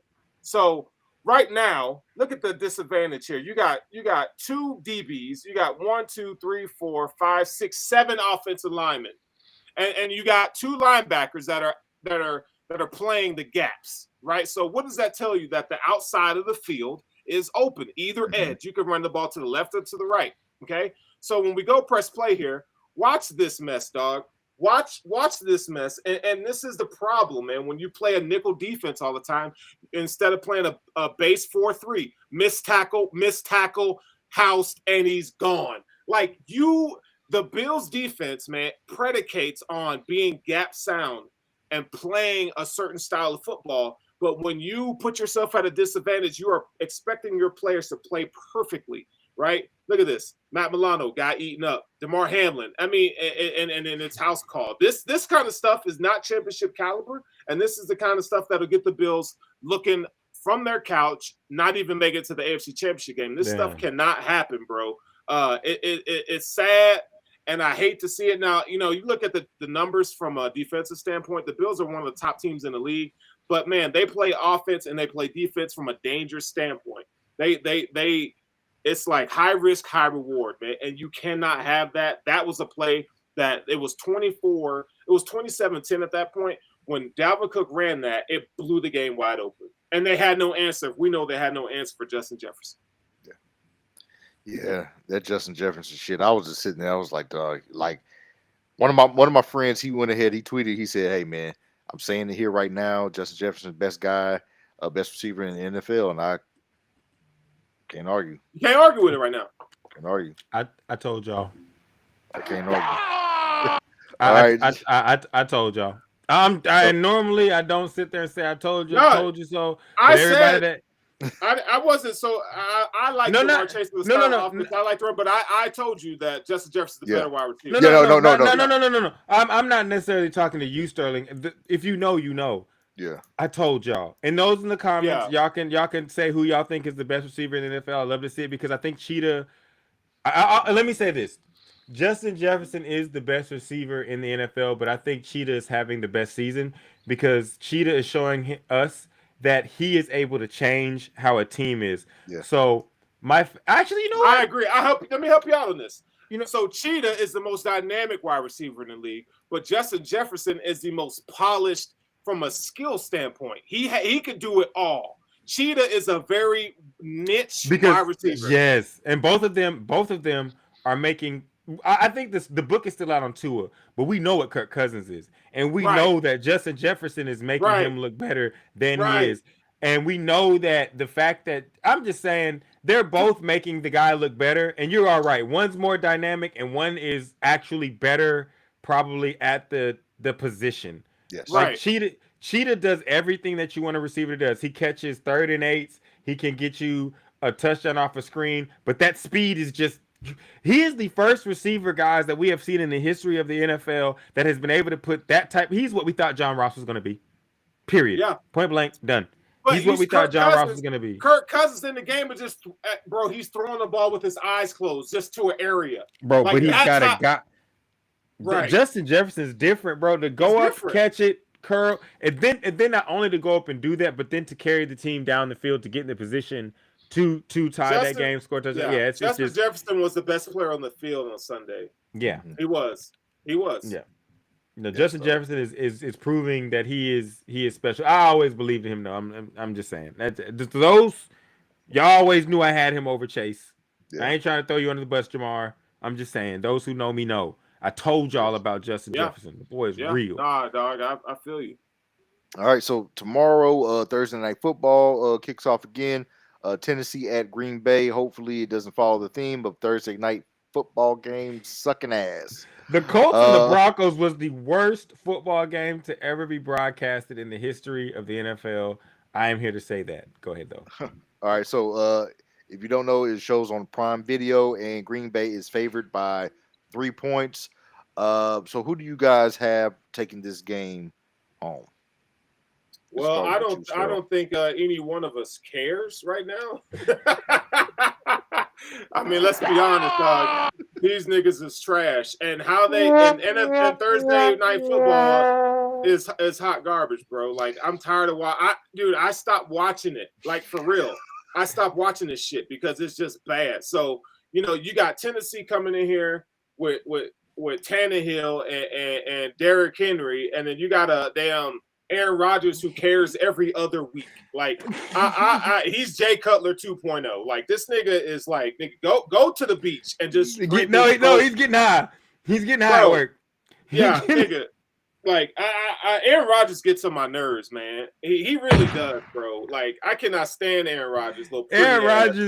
Aaron Rodgers is literally the dude that's smoking in the freezer at the Freebirds, and the manager opens the door.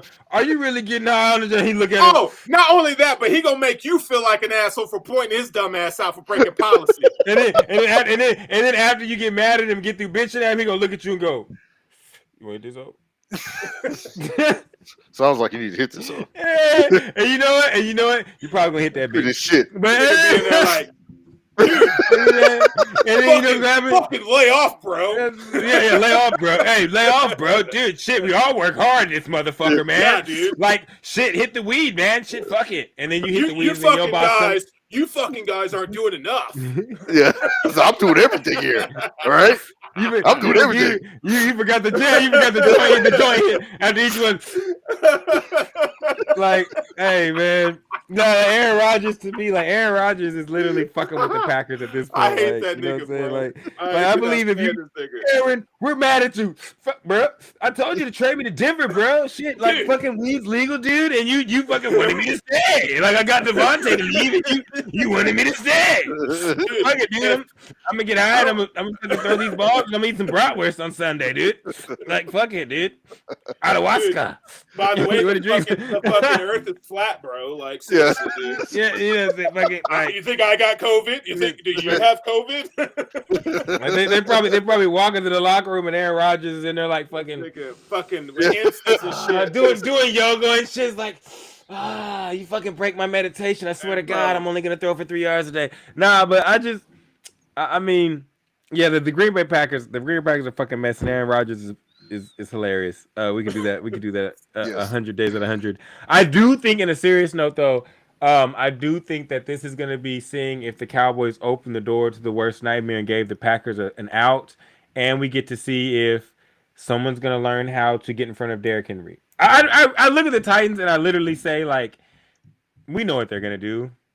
Like, I think that as we speak tonight, like Vrabel like hit his phone and he's like, "Yo, Derrick, yeah, are you ready?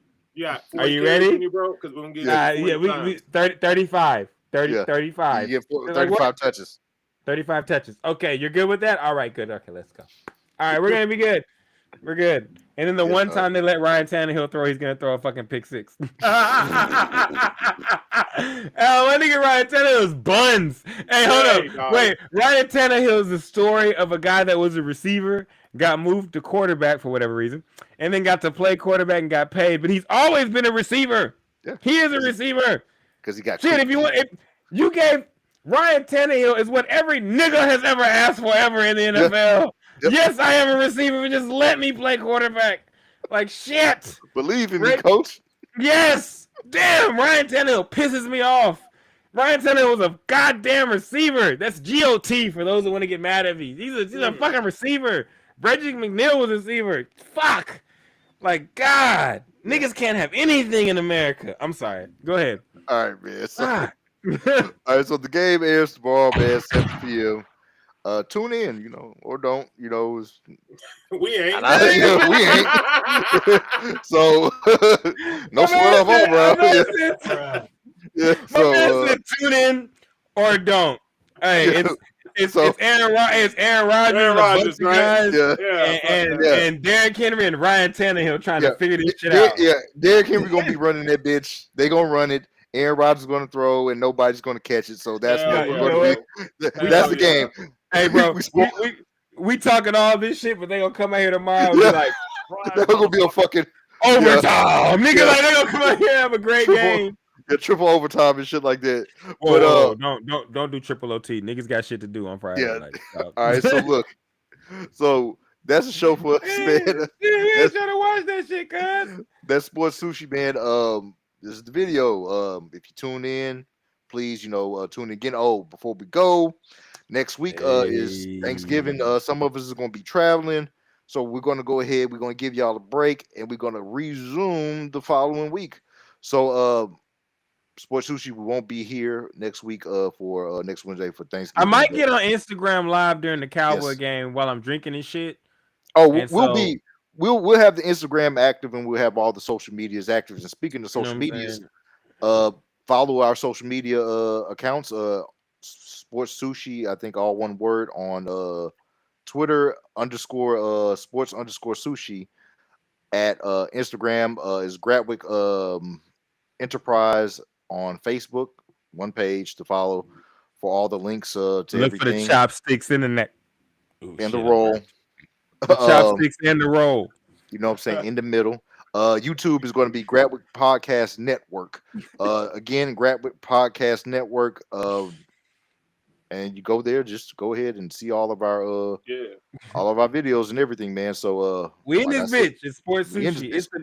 It's Sports Sushi. It is the best podcast that you never knew you fucking needed, motherfucker. That's what he said, man. You heard the man. And that's it for us today. Please. Oh, wait, hold up. What's up? Hey, I just want to let y'all know. I know that everybody has noticed. They don't want to say it, but if you've seen this nice, sleek hoodie that I do have on. This nigga said You know what I'm sleek. saying? Oh, it is sleek. It is sleek. It's very sleek. You know what I'm saying? The nice sleek, you know what I'm saying? Black on white sports plug vinyl hoodie. You know what I'm saying? We do things 100%. Go on on Instagram. Go ahead and look for Sports Plug Clothing Company. Hit the link in the bio. Get you a hoodie. Put that shit on and find out. Okay, B. All right.